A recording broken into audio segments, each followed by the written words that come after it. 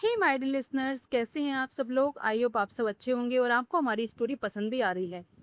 तो last episode में हमने सुना था किस तरीके से रणविजय ने कई को बचा लिया था। कई जो जंगलों में भटक रही थी और फिर से अस्वस्थ चौहान की कैद में आ चुकी थी। लेकिन रणविजय के होते कई को क्या ही कुछ होने वाला था। रणविजय रुद्र और वेदांत वहां पर पहुंच चुके थे और उसने अस्वस्थ चौहान को अपनी कैद में ले लिया था। कहीं जो कि आर के विला में पहुंच चुकी थी और वो रणविजय से शिकायत कर रही थी कि वो अपने बच्चों के बर्थडे में जरूर आएगा। रणविजय ने भी उससे प्रोमिस करके बोल दिया था कि कुछ भी हो वो अपने बच्चों के बर्थडे को बिल्कुल नहीं छोड़ने वाला, वो जरूर आएगा। इधर कही जब कपूर बिला में पहुंची तो वहां पर सब लोगों ने उसके हालचाल पूछे। सारिका ने भी उससे परेशान होते पूछा, तुम ठीक तो हो ना। तो सारिका ने ये भी बताया कि उसके बच्चे उसे याद कर रहे थे। फिर अभी वहां पर आ चुकी थी। कहीं ने परेशान होकर पूछा, दी बच्चे ठीक तो है ना। कही अपने बच्चों के बारे में सोच रही थी और मनी मनी स्माइल कर रही थी कि उसके बच्चों को जितनी जल्दी सरप्राइज मिलने वाला है, क्योंकि उसके मोम डैड एक साथ उसका बर्थडे सेलिब्रेट करेंगे। अब आगे कहीं कुछ देर वहीं बैठी रही और फिर हॉल से उठकर अपने बच्चों के रूम की तरफ चली गई। वो अभी रूम के दरवाजे तक ही पहुंची थी कि उसकी नजरें अपने बच्चों पर गई।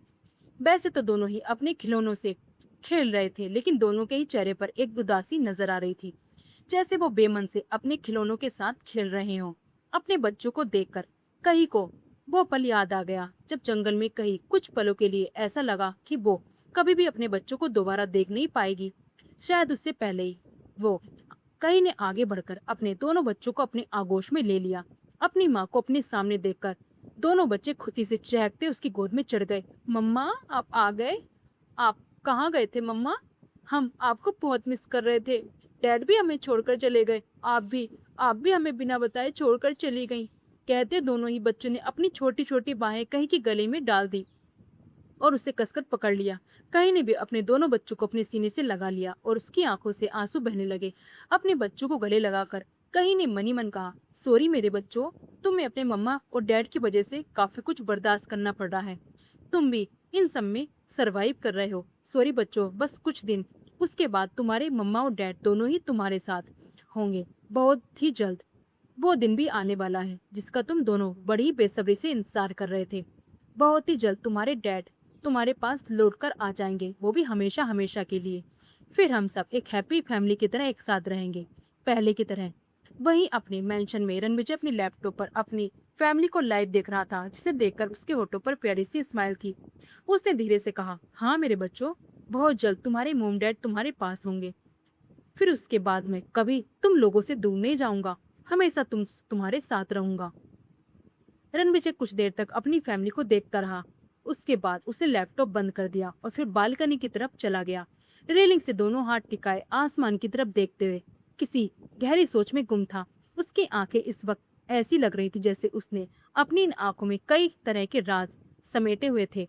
कुछ देर ऐसे ही रहने के बाद उसने अपनी पॉकेट से अपना फोन निकाला और एक नंबर डायल कर अपने कान पर लगा लिया। सामने वाले के फोन रिसीव करते ही रणविजय ने कहा, मेरा जेट तैयार रखो, हमें आज ही निकलना होगा।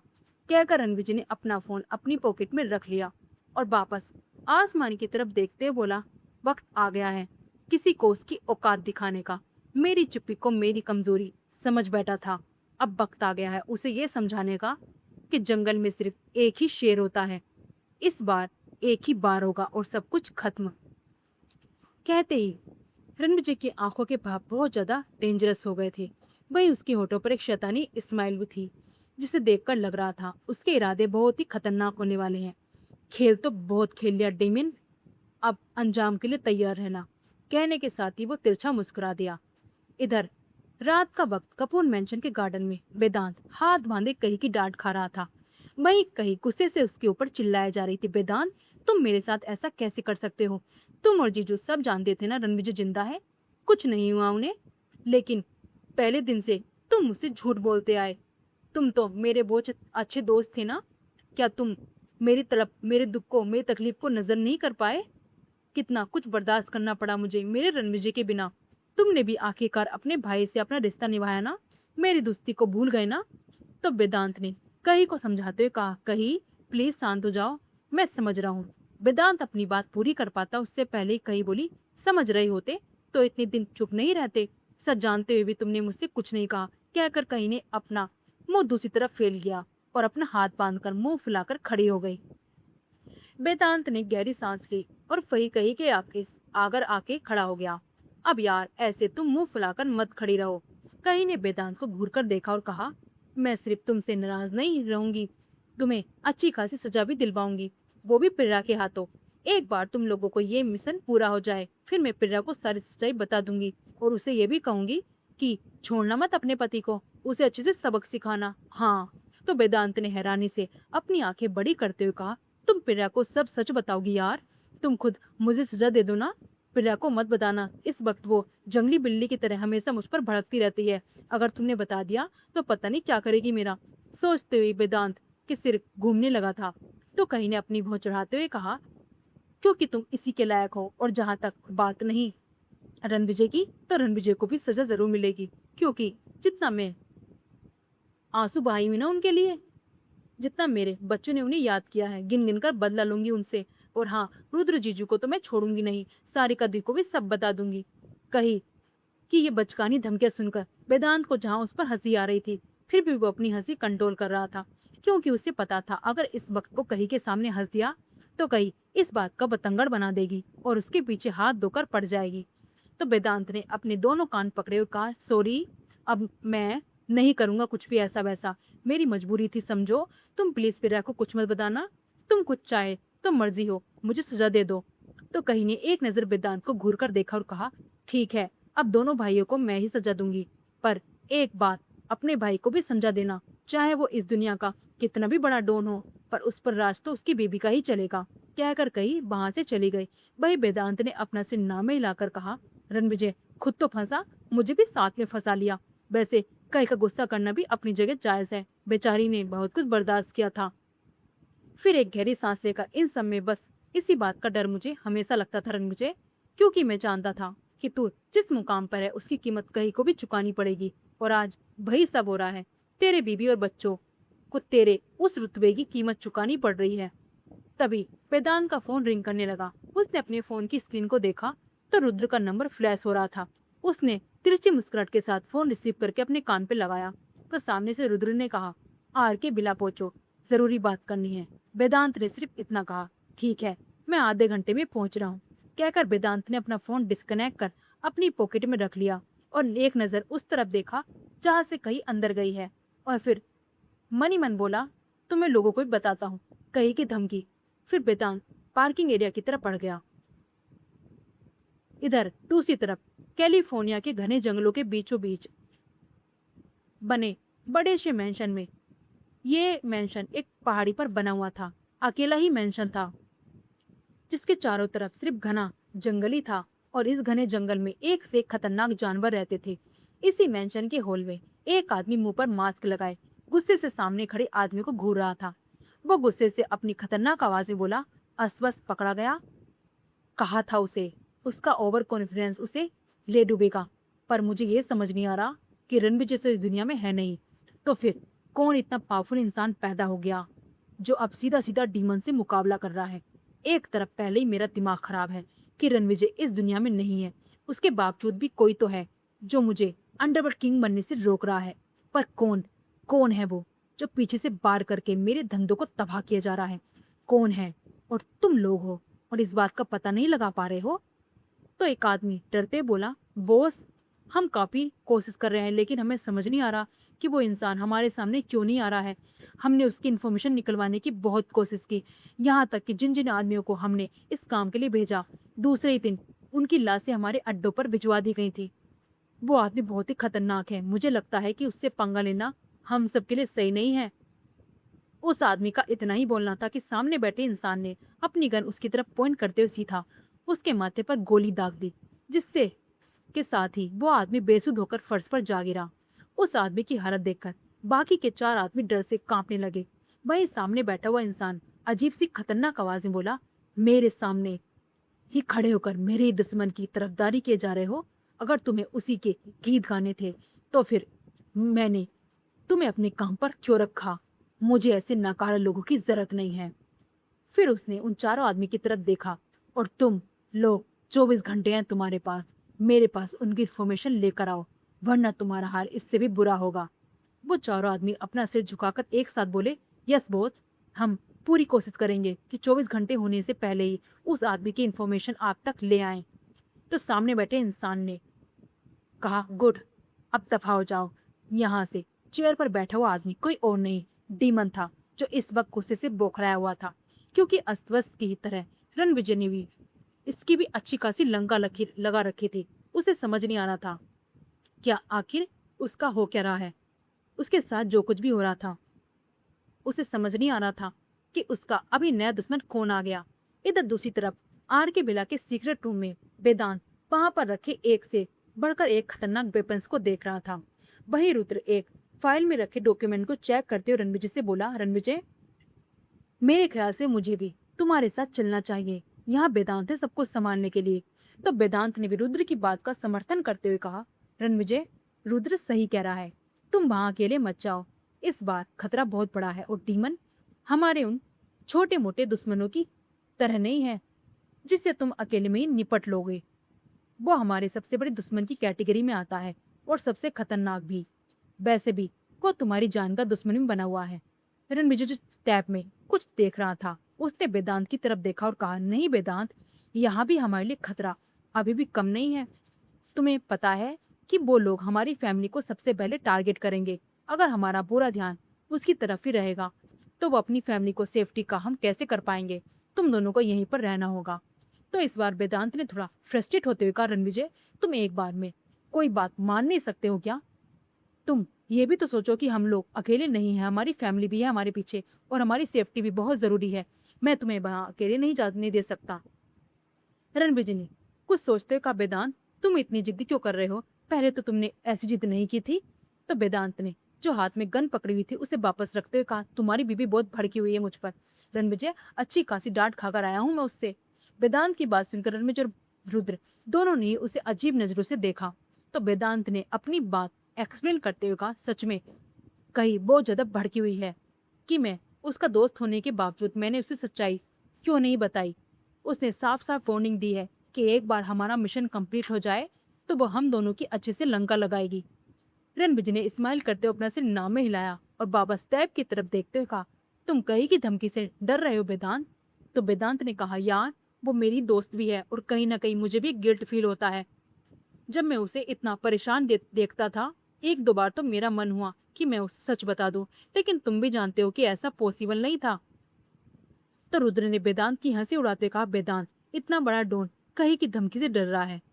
तो वेदांत ने भी उसे घूरते हुए कहा, इतना खुश होने की जरूरत नहीं है रुद्र, वो तुम्हारी बाट लगाने वाली है, क्योंकि कहीं ने कहा है वो अपने प्यारे रुद्र जीजो की सारी शिकायत अपनी सारिका दी से जरूर करेगी। अब बच सको तो बच लो अपनी बीबी से, क्योंकि सारिका जो तुम्हारी बैंड बजाएगी ना, उस समय तुम्हें कोई नहीं बचा सकता। अब रुद्र की शक्ल अजीब सी हो गई। उसने हैरानी से पूछा, क्या कही वाकई में सारिका को सब कुछ बता देगी? तो वेदांत ने एक गन अपने ब्लेजर में रखते हुए कहा, अभी जब तक हमारा मिशन पूरा नहीं होता है तब तक हम कई की धमकियों से सेफ हैं। उसके बाद कही हम दोनों की अच्छी सी क्लास लगाने वाली है और साथ में तुम्हारी भी। तो रुद्र ने बेचारी वाली नजर से रणविजय की तरफ देखा। तो रणविजय ने भी अपने कंधे उचकाते हुए कहा, अब इसमें मेरा मैं कुछ नहीं कर सकता। जब तक वो अपना गुस्सा हम पर नहीं निकाल देती है उसे चैन नहीं मिलने वाला। फिलहाल तो अपने मिशन पर फोकस करते हैं। तो ठीक है वेदांत, आज तुम मेरे साथ चल रहे हो और रुद्र, तुम यहाँ सबको संभालोगे। पता चला है कि डीमन इस वक्त कैलिफोर्निया में है, तो हमें आज रात ही निकलना होगा। रुद्र ने हाँ में सिर हिलाते हुए कहा, तुम लोग यहाँ की चिंता मत करना, मैं सब संभाल लूंगा। लेकिन अगर वहाँ तुम्हें किसी तरह की दिक्कत हो तो मुझे बता देना, मैं खुद भी वहाँ आ जाऊंगा। वैसे भी मैंने मेंशन की और फैमिली की सिक्योरिटी बहुत टाइट की है, तो अब किसी का डर नहीं है। फिर कुछ देर चुप रहने के बाद रुद्र ने रणविजय से पूछा, तुम दोनों केयरफुल रहना, ध्यान रखना अपना। तो रणविजय ने अपना टैब साइड में रखा और रुद्र के पास आकर उस साइड हक करते हुए कहा, डोंट वरी, हम तुझे अकेले कहीं की डांट नहीं खाने देंगे, हम तेरा साथ देने के लिए जरूर वापस आएंगे। तो वेदांत ने भी हंसकर रुद्र को साइड हक किया और कहा, बिल्कुल। तो रुद्र ने रिक्वेस्ट वाली स्माइल के साथ कहा, अगर इतनी मेरी परवाह है ना तो अपनी बीवी को मनाना कि मेरी चुगली मेरी बीवी से ना करे, वरना यार सारिका गुस्से से बड़ी डेंजरस हो जाती है। रणविजय और रुद्र ने हंसते हुए एक साथ कहा, ओ अच्छा, तो तू बंद कमरे में अपनी बीवी से जरूर पिटता भी होगा, कहकर वेदांत और रणविजय दोनों ने ही हल्का पंच उसके पेट में दे मारा। रुद्र ने भी एक्टिंग करके जैसे उसके वाकई में बहुत तेज लगी हुई है। आउच, क्या कर रहे हो यार, तुम्हें उस डीमिन को बेटना है, मुझे नहीं। अब चलो काम पर लग जाओ। रणविजय, रुद्र और वेदांत तीनों ही की बॉन्डिंग आज भी वैसे ही थी जैसे वो बचपन की होती थी। जब भी वो तीनों साथ में होते थे तो एकदम बच्चों की तरह ही एक दूसरे के साथ हंसी मजाक करते थे, और कभी कभी तो झगड़ा भी बच्चों की तरह ही करते थे। उन तीनों की ही दोस्ती का एक साइड ये भी था, लेकिन कहीं ना कहीं तीनों एक दूसरे की फिक्र भी बहुत करते थे। इसलिए वेदांत नहीं चाहता था कि रणविजय अकेले वहां जाए, क्योंकि वेदांत को अच्छे से पता था कि इस वक्त वहां कितना बड़ा खतरा है। इधर दूसरी तरफ सनाया कहीं से मिलने के लिए कपूर मैंशन आई हुई थी, और रूही भी इस वक्त वहीं मौजूद थी। दोपहर के लंच के बाद कहीं प्रिया, रूही, सारिका और सनाया पांचों रूही के रूम में बैठे हुए थे। कहीं ये सारे किडनैपर्स को तुझ में ही इंटरेस्ट क्यों आता है? मैं भी तो वहां मौजूद थी, मुझे ही किडनैप कर लिया होता, रूही ने मुंह बनाते हुए कहा। तो कहीं ने उसे आंखें बड़ी करते हुए हैरानी से कहा, रूही, तुम्हें क्या लगता है किडनैप होना अच्छी बात होती है? तुम्हें पता है मैं कितना परेशान हो गई थी। तो प्रिया ने भी रूही को हल्की सी डांट लगाते हुए कहा, खबरदार रूही, जो तुमने ऐसी बात की, पता भी है हमारी कितनी जान निकल गई थी जब हमें पता चला कि कहीं का किडनैप हुआ है। तो रूही ने पिलो को अपनी गोद में रखते हुए कहा, नहीं यार, मैं ये नहीं कह रही हूँ किडनैप होना अच्छी बात होती है, पर मैं भी देखना चाहती हूँ कि अगर मैं किडनैप हो गई तो मेरा वो स्टूपिड हस्बैंड मुझे ढूंढने के लिए जमीन आसमान एक करता है कि नहीं। तो सारिका ने हंसते हुए कहा, तो तुम इसलिए किडनैप होना चाहती हो ताकि तुम देख पाओ कि रियांश तुम्हारी कितनी फिक्र करता है। तो रूही ने अपना सिर हाँ में लाते हुए कहा, ओ नहीं तो क्या, अक्सर बुरे वक्त में ही तो पता चलता है ना कि कौन तुम्हारा पति तुम्हें अक्सर में प्यार करता है या नहीं। तो प्रिया ने भी फिर रूही को कुशन मारते हुए कहा, फिर तो तू बेटा भूल जा, अगर तू किडनैप हो गई ना तो रियांश तो खुद पार्टी करेगा कि अच्छा वो बला से पीछा छूटा। तो रूही ने भी एक कुशन प्रिया की तरफ फेंकते हुए कहा, प्रिया, तुम तो अपना मुंह बंद रखो, मुझे अच्छे से पता है तुमने भी वेदांत भाई को कम से परेशान नहीं किया है, आए दिन उनसे झगड़ती रहती हो। शनाया और कही तो दोनों की फाइटिंग देखकर हंसते हंसते लोटपोट हो रही थी। भाई प्रिया ने रूही को घूरते हुए कहा, शुक्र मनाओ कि मैं भी प्रेग्नेंट हूँ, तो अभी तुझे कुछ कह नहीं सकती, वरना मैं तुझे तो मैं बताती कि तुम्हारे भाई से मैं लड़ती हूँ या तुम्हारा भाई मुझे लड़ता है। तुम्हारे भाई के काम होते ही ऐसे हैं, लड़ने वाले। तो रूही ने भी बड़े एटीट्यूड के साथ कहा, मेरे भाइयों के बारे में कुछ मत कहना, बड़े शरीफ हैं वो तो। इस बात पर कहीं प्रिया और सारिका तीनों ही हैरानी से बोली, चुप करो भाई की चमची, कहीं के शरीफ नहीं है बिल्कुल तुम्हारे भाई, डेविल एंड डेविल। फिर कहीं मन ही मन कहा, अगर मैं रूही की बच्ची को बता दूं ना इसके भाई छठे छठाए डोन है तो इसका सारा एटीट्यूड धरा का धरा रह जाएगा। तो सनैया ने उन सबको शांत करते हुए कहा, अरे यार बस करो, कितना लड़ते हो तुम लोग। क्योंकि शनाया जानती थी कि रणविजय और बाकी सबकी क्या पर्सनैलिटी है और वो क्या काम करते हैं। अपने हस्बैंड के साथ उसने उन्हें देखा था, अब बड़े हो गए हो, क्या अभी इसी तरह की फाइटिंग चलती रहेगी? उसने अपनी बात को आगे बढ़ाते हुए कहा। तो रोही ने बत्ती सी दिखाते हुए कहा, अरे शनाया दी, आपको नहीं पता, हम तीनों की फाइटिंग कभी खत्म नहीं होने वाली है, बल्कि अगर हम बुढ़ी भी हो गए ना, हमारे मुंह में दांत भी नहीं बचे, हम तब भी लड़ेंगे, अपने पोपले मुंह से एक दूसरे को गालियां देते कैसे लगेंगे। तो कही ने हंसते हुए कहा, वैसे रूही, तुम पोपले मुंह से बात करते कैसी लगोगी बिना दांत की बुढ़िया। तो रूही ने भी हंसते हुए कहा, वैसे कही, तुम भी वैसी लगोगी सफेद बालों वाली बुढ़िया। उनकी बातों को सुनकर सारिका और सनाया बहुत हंस रही थी। सारिका ने सनाया से कहा, सनाया, तुम तब तक इनकी ये फनी फाइटिंग देखते रहो, मैं तुम्हारे लिए कुछ खाने के लिए लेकर आती हूँ, क्या तुम कुछ ठंडा लेना चाहोगी? तो शनाया ने कहा, नहीं सारिका, मुझे इस वक्त कुछ नहीं खाना और ना ही कुछ ठंडा पीना है, तुम यहीं हमारे पास बैठी रहो। तो सारिका ने कहा, तुमने 2 घंटे पहले लंच किया था, अब तुम्हें कुछ खाना चाहिए, प्रिया के लिए भी कुछ लेकर आती हूँ, तुम्हें पता है ना इस हालत में हर 2 घंटे में कुछ न कुछ खाना पड़ता है। तो प्रिया सारिका से बोली, हाँ दी, मेरे लिए कुछ लेकर आओ, मुझे सच में बहुत भूख लगी है, पता है ना जैसे जैसे वक्त बीत रहा है ना, मुझे भूख भी पड़ने लगी है, मन करता है पूरा टाइम खाती रहूं। तो रूही ने उसका मजाक उड़ाते हुए कहा, फूल के गुब्बारा हो गई हो तुम, कितना फूलना चाहोगी, अब बस करो। तो प्रिया ने मुंह बनाते हुए सारिका से कहा, दी देखो ना, रूही इस मामले में मुझे कितना चिढ़ाती रहती है। तो सारिका ने रूही के सिर पर टैप करते हुए कहा, रूही बस करो, इतना मत चिढ़ाओ उसे। शनाया ने भी खड़े होते हुए कहा, चलो सारिका, मैं भी तुम्हारे साथ चलती हूँ, इनकी ये फाइटिंग तो चलती ही रहेगी। तो सारिका ने भी हाँ में से हिलाया और सारिका और सनाया दोनों वहां से चले गई। इधर तीनों फिर से अपनी फाइटिंग में जैसे मशगूल हो गई थी और एक दूसरे की हरकतें भी ऐसी थी जैसे छोटे बच्चे हों। उन दोनों के वहां से जाने के बाद तीनों एक जोर जोर से हंसने लगी, लेकिन तभी रूही उसकी तरफ देखकर बोली, जो कहीं उसका हाथ पकड़कर बोल रही थी, रूही मेरी बात सुनो, अब तुम कब हमें गुड न्यूज दे रही हो? तो रूही ने कुछ सोचते हुए कहा, मेरा भी मन नहीं है कि मैं अभी से प्रेग्नेंट हो जाऊं, लेकिन रियांश तो बाप बनने का पागलपन सवार हुआ बैठा है, उसे पता नहीं क्या धुन सवार हो गई है बाप बनने की। तो प्रिया और कहीं ने हंसते हुए कहा, तुम्हारी शादी को इतने महीने हो चुके हैं, तो रियांश की ये डिमांड करना कुछ गलत नहीं है। तो रूही ने मुंह बनाते हुए कहा, यार डैड बनने का मन है इसका मतलब ये थोड़ी है कि मुझे छोड़े ही नहीं, पूरी रात मुझे परेशान करता है यार, पता नहीं ये बनता कभी थकता ही नहीं है, पूरी रात मुझे छोड़ता ही नहीं, मेरे तो दर्द होने लगा है। रूही की बात सुनकर कही और प्रिया दोनों ही मुंह पर हाथ रखकर दबी दबी हंसने लगी, क्योंकि रूही फ्लो फ्लो में क्या कह रही थी उसे पता ही नहीं चला। तभी कही ने कहा, रूही कुछ भी बोलती हो यार, इतना तो शरीफ है बेचारा, क्यों बेचारे पर झूठा नाम ले रही हो? तो रूही ने आई रोल करते हुए कहा, हाँ रात को तो मुझे झेलना पड़ता है ना, रात को तो उसकी शराबत कहीं घास चने चली जाती है, इडियट। कई और फिर एक दूसरे की तरफ देखकर दबी हंसी हंस रही थी, रूही बातें ही ऐसी कर रही थी। तभी रूही ने कुछ सोचते हुए कहा, वैसे मेरे भाई तो सही शरीफ होंगे ना, वो थोड़ी ना ऐसे होंगे। तो कई और प्रिया दोनों ने ही एक दूसरे की तरफ देखा और फिर रूही की तरफ देखकर एक साथ बोली, सोचना भी मत, दोनों ही रियांश के बाप हैं। कई इन सब में भूल ही गई थी कि फैमिली के सभी लोग रणविजय के बारे में यही समझते हैं कि वो इस दुनिया में नहीं है। वही रूही और प्रिया ने भी इस बात पर ध्यान नहीं दिया, क्योंकि वो यही समझती थी कि कहीं को ऐसा ही लगता है कि रणविजय तो अभी भी जिंदा है। तो रूही ने हैरानी से पूछा, क्या तुम दोनों मेरे भाइयों के बारे में ऐसा नहीं बोल सकती, कितना तो प्यार करते हैं तुमको।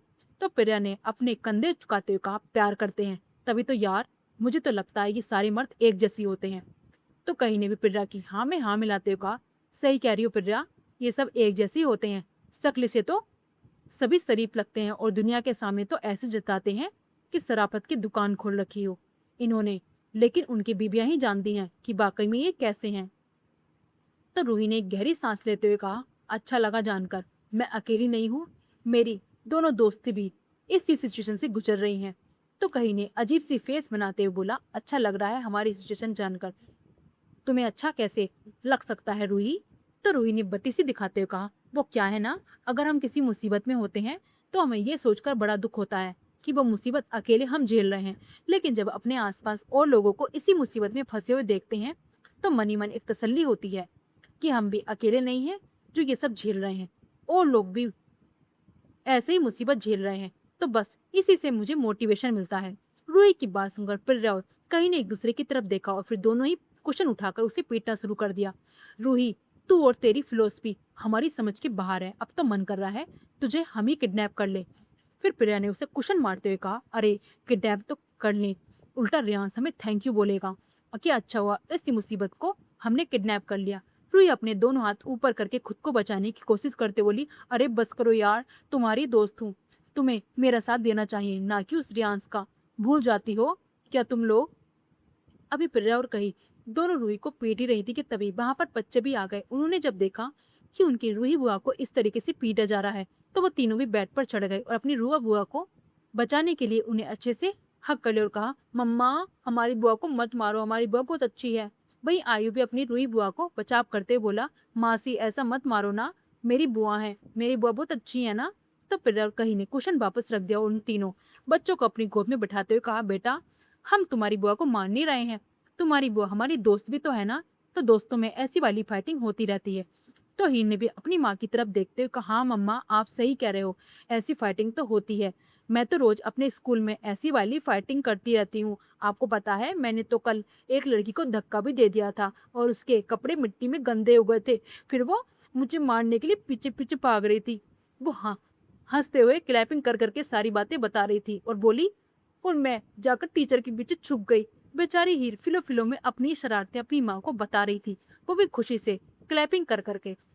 माहिर और आयु दोनों ही हीर को चुप रहने का इशारा कर रहे थे कि तभी हीर को रियलाइज हुआ कि उसने तो अपनी शरारतें खुद अपने मुंह से अपनी मम्मा को बोल दी हैं, और कई घूर कर अपनी बेटी को देख रही थी। आई और माहिर दोनों ही एक दूसरे की तरफ देखकर नामे सिर हिला रहे थे। आयु ने धीरे से कहा, अब तो गई हीर, अब पड़ेगी इसे अच्छी खासी डांट। किसने कहा था इतना सब कुछ बोलने के लिए? तो माही ने भी धीरे से कहा, इससे पहले कि हीर के साथ साथ हम भी पिट जाएं, यहाँ से भाग लेते हैं, क्योंकि हीर अकेली नहीं पिटेगी, हमारी भी चुगली करेगी। अभी कई का ध्यान सिर्फ अपनी बेटी पर था। इसी का फायदा उठाकर माहिर और आयु दोनों ही रूम से बाहर भाग गए। वही हीर चुपचाप से झुकाए अपनी माँ की तरफ देख रही थी। फिर उसने हल्का सा चेहरा टेढ़ा करके अपनी बुआ की तरफ देखा, जैसे इशारे उन्हें कह रही हो, बुआ प्लीज बचा लो, अभी अभी मैंने अपनी मम्मा से बचाया ना, अब मुझे बचा लो। रूही भी हीर की नजरों से पहचान गई कि हीर उससे क्या कहना चाहती है। कहीं हीर से कुछ कहती उससे पहले रूही ने हीर को पकड़कर अपनी गोद में बिठा लिया और उसे बाहों में छुपाते हुए कहा, हीर, ऐसे अपनी मम्मा से डरने की जरूरत नहीं है। तुम्हारी मम्मा तुम्हें कुछ नहीं करने वाली, तुम्हारी बुआ है ना तुम्हें बचाने के लिए। वही प्रिया ने भी रूही की बात का साथ देते हुए कहा, हाँ, और तुम्हारी मासी भी। तुम्हारी मम्मा तुम्हें डांट कर तो दिखाए, फिर हम तुम्हारी मम्मा की क्लास लगा देंगे। दोनों की ही बात सुनकर हीर के फेस पर प्यारी सी स्माइल आ गई। वहीं कहीं गुस्से से रूही और प्रिया को देख रही थी और उनसे बोली, चढ़ा लो और सिर पर चढ़ा लो इसे। तुम्हारी लाड का नतीजा है जो हीर इतना बिगड़ गई है। पता नहीं इस मामले में कि रणविजय कम है और अब उनकी बहनें भी चालू हो गई हैं। वही जल्दी से रूही की गोद से नीचे उतरकर भाग गए, क्योंकि उसे पता था कि अगर उसके मम्मा को गुस्सा आया तो वो उसे अच्छी खासी पनिशमेंट भी दे देगी। फिर वो नहीं देखेगी कि रूही उसे बचा रही है या उसकी मासी प्रिया उसे बचा रही है, और वो किसी भी तरह का रिस्क नहीं लेना चाहती थी। कहीं ने खड़े होते हुए कहा, और बिगाड़ो इसे, रोज स्कूल में किसी न किसी को पीट कर आती है, तुम्हें पता भी है ये कितनी बिगड़ती जा रही है। तो प्रिया और रूही ने एक साथ कहा, कहीं तुम भी कोई कम नहीं थी। याद करो अपना कॉलेज वाला टाइम, और सबसे बड़े उदाहरण हम दोनों हैं। कितना पीटा है तुमने हम दोनों को, याद है? बताएं तुम्हारी हरकतें तुम्हारे बच्चों को। दोनों की बात सुनकर कहीं का चेहरा उतर गया और उसने रोनी सी शक्ल बनाते हुए कहा, खबरदार जो मेरे बच्चों को बताया तो, वरना तुम्हारी मेरी दोस्ती खत्म। तो रूही ने आराम से बेड पर पसरते हुए कहा, हाँ ठीक है, खत्म, पर मेरी हीर को कुछ मत कहना। कहीं ने एक बार फिर गुस्से से कुशन उठाकर रूही पर फेंक कर मारते हुए कहा, रूही, तुम कभी नहीं सुधर सकती हो, जाओ, नहीं कर रही मैं तुम्हारी दोस्ती खत्म, जो करना है कर लो तुम दोनों, कहकर कही पैर पटकते हुए बाहर चली गई। वही कही प्रिया और रूही ने पहले एक दूसरे की तरफ देखा और फिर ठहाका लगाकर हंसने लगी। शाम को शनाया को लेने के लिए अनिरुद्ध कपूर मेंशन आ गया था। अनिरुद्ध के साथ आरव भी आया हुआ था। दादी की जिद पर अनिरुद्ध कुछ देर के लिए वहां पर रुक भी गया था। तब तक आरव आई और माहिर से मिलने के लिए उसके रूम में चला गया, लेकिन जब उसने वहां पर हीर को भी बैठे हुए देखा तो वो उल्टे पाप वहां से चलने लगा कि हीर ने उसे देख लिया और चिल्लाते हुए उसके पीछे भागने लगी। अरे कहाँ जा रहे हो, रुको, मुझे तुम्हें दिखाना है, देखो मेरी नई डोल, मेरी बुआ मेरी लेके आई है। फिर आरव ने उसकी एक नहीं सुनी और आगे भागते बोला, मुझे नहीं देखना तुम्हारी कोई भी डोल, और अगर तुम किसी भी डोल को मेरे पास लेकर आए तो मैं उसे तोड़ दूंगा। तो हीर कुछ देर वहीं रुक गई और गुस्से से अपना मुंह बनाते हुए बोली, इसकी इतनी हिम्मत, ये मेरी डोल तोड़ेगा, अभी पटाती हूँ मैं इसे। कहकर हीर ने वही डोल फेंक कर आरव को मारी, लेकिन वो डोल आरव को नहीं लगी, उल्टा फर्श पर ही गिर गई, क्योंकि तब तक आरव भागकर उससे दूर हो गया था। हीर वापस आरव के पीछे भागते हुए नीचे की तरफ आ गई। तब तक आरव जाकर अनिरुद्ध की गोद में बैठ गया। इस वक्त आरव के फेस पर एक विनिंग स्माइल आ गई थी। वहीं उसके सामने खड़ी हीर गुस्से से मुंह फुलाए उसे देख रही थी। सो क्या करेगी हीर अब? किस तरीके से आरव को मजा चखाएगी? या आरव जीत चुका है इस बार हीर से? क्या होने वाला है इनकी क्यूट सी बॉन्डिंग में? क्या होने वाला है दोनों की फाइटिंग करने में? क्या करेगा अनिरुद्ध अब इधर रणविजय और वेदांत कैलिफोर्निया जाकर किस तरीके से डीमन का मुकाबला करेंगे? जानने के लिए बनी रही हमारे चैनल द साइलेंट टिंग पर, मेरे कई के साथ तेरे लिए पर। Thank you.